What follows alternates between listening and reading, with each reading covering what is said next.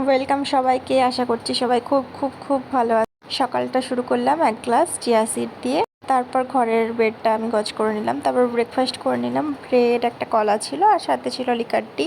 চা না হলে তো দিনটা পূরণই হয় না। সবারই, বাঙালি যেহেতু সবারই এটা চাই। আর তারপর ঝটপট রান্না বসিয়ে দিলাম।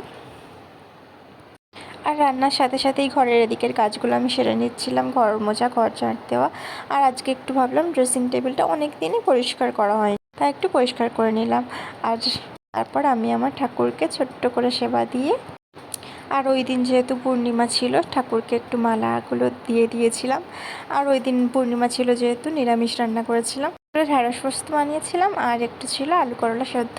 আর সন্ধ্যাবেলা ঘুম থেকে উঠেই দেখতেই পাচ্ছ গোটা ঘরে আমি ধুনো দিয়ে দিচ্ছিলাম।